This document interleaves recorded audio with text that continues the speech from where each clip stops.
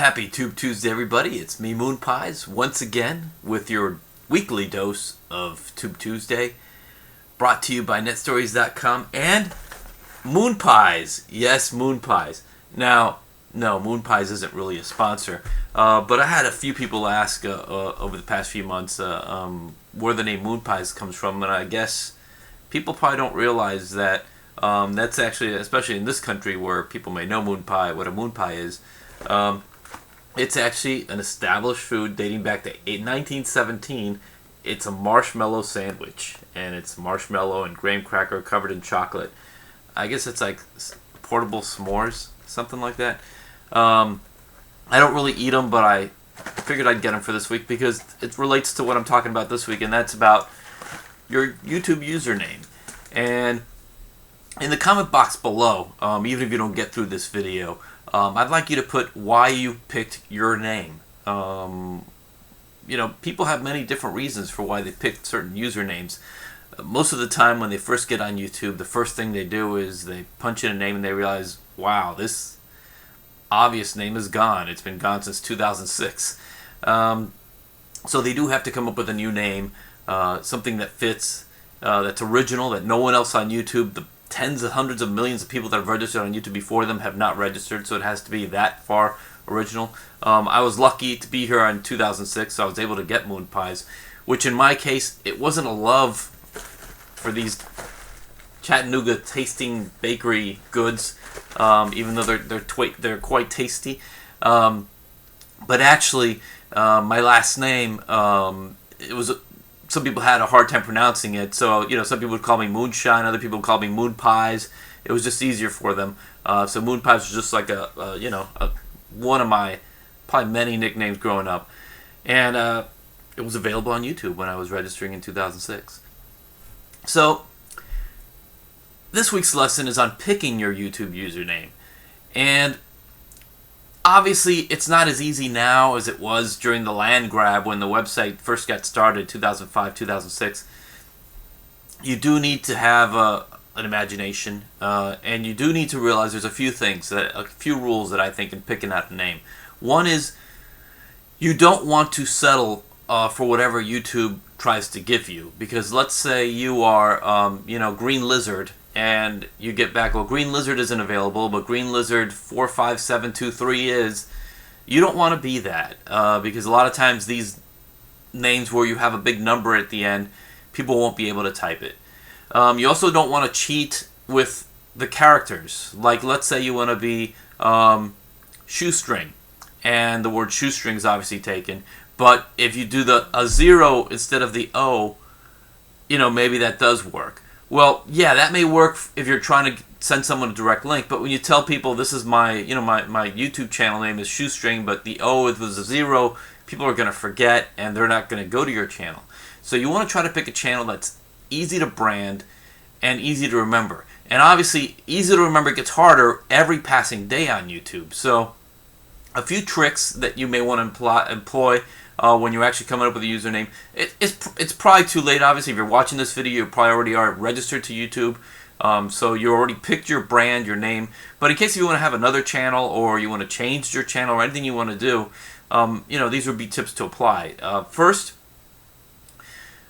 try to think of something that's related to what you're doing. So let's say your name is Don, and you're going to be writing, you're going to be doing stuff on, let's say, origami. Maybe there is an Origami Don, or Don Origami, or Don of Origami, something related to what you're trying to do in name, and put your name in there too. You could also try, unless you're really freaked out about letting people know where you are, your city. And even though in the description sometimes people actually do put their actual cities, instead of being, Mike 34829, you could be, Mike of Des Moines. Or a Mike of Chattanooga. Something that would at least give you a chance to be original and create a thing without having to get to numbers or to complicated stuff, and stuff that would be easy to tell people. That if you told someone, most of the times when you pick a YouTube username, it should be something that if you told a good friend of yours, this is my YouTube username, they would say, of course, yes, I get it. And even though, yes, it does get harder, incorporate things about yourself into the name. One trick that I said way back when is if you have a name that doesn't, that you really like but doesn't work, put like a color in front of it. Instead of being, a small elephant, you can be red small elephant, blue small elephant. There's ways to make your name unique that you don't have to go to all the numbers or anything like that. So, I mean, I was lucky. I had my trusty little moon pies against, and this is not a product plug or anything. I actually bought this, and they're only 110 calories, these minis, so I would probably not mind having one or two when I'm done. But I had it easy. I could have picked, it wasn't my first choice. It was like my 6th or 7th choice, but I did have, whole names to choose from in 2006. It gets a lot harder now. And if you can, if possible, when you're picking a name, in my case, I picked a product, that probably isn't the best idea, because moon pie, the singular, moon without the, with a space and a pie, is a trademark term. So, it's, the Chattanooga Baking Company, is that who they are? Yes, Chattanooga Bakery. The Chattanooga Bakery, if they want to say, hey, I want to go after this particular name, I don't know, maybe YouTube might tell me, hey, you have to change your name, which I'll accept it. It is what it is. But I think if Moon Pies wanted something, Moon Pie wanted something, they would pick Moon Pie, not Moon Pies.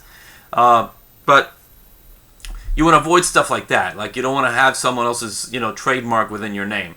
And if you can also avoid anything that is so popular that's already taken. So once you actually have your name, go to like GoDaddy.com or Enom.com or Register.com and check to see if the .com of that name that you're picking is taken. You may want to go to Twitter and see if that handle is taken. You want to try to have a name that you can part into different things. I can't do this with Moon Pies because I'm pretty sure, Twitter, came late, and at market is what I got, which is still good, but I never even thought of getting Moon Pies. It's long gone. But try to get something that, A, is easy to remember and easy to identify you with, even if it's a long name. It doesn't matter how the length of the name, as long as it's original. Try to avoid numbers. Try to keep it something that you could find available. Also, the same name's available on Twitter and whatever the popular website may be. Something that if it's going to be your brand, stick to it. And you may even want to agree to pay $9-10 to have your .com registered with that name, just to start building brand equity in your channel. So that's basically this week's lesson on how to make sure you pick original YouTube usernames. And as I said earlier, for those of you who stuck around this long, I do want to hear how you got your name, what your name means. Because a lot of times I see a lot of you, and I come across a lot of regular people that we've run into each other in different places on YouTube. And I'm saying, I wonder where this person got their name from. So let's just assume I'm talking about you. And please, let me know how you got your username in the comment box below. And in the meantime, last parting note, the first of the $50 contest ends today. Yes, today's January 31st. And I was refreshingly surprised. I had just 2 entries until about 2 days ago, and I got 3 more entries. So I have 5 entries now. I'm guessing a lot of people tried to be smart, and they tried to, do kind of like that eBay thing at the very end. They didn't want to show their hand too carefully. But I have 5 great, excellent submissions. And if I get more, even great. But either way, I'm going to have, within a few days, I'm going to declare the winner. And obviously later this week, I'm going to start the February contest. So thank you to everybody that participated in the contest. Thank you to everyone that watched this video and subscribed to my channel. I'll be back next week with another YouTube Tuesday. I'll be back tomorrow with a February contest, so stay close. And then later on, a few days into February, I'll have the winner of the January Macaroni Moon Pies contest to see who won the first $50. So that's it for this week. I'll see you soon. Sooner than I thought. Bye.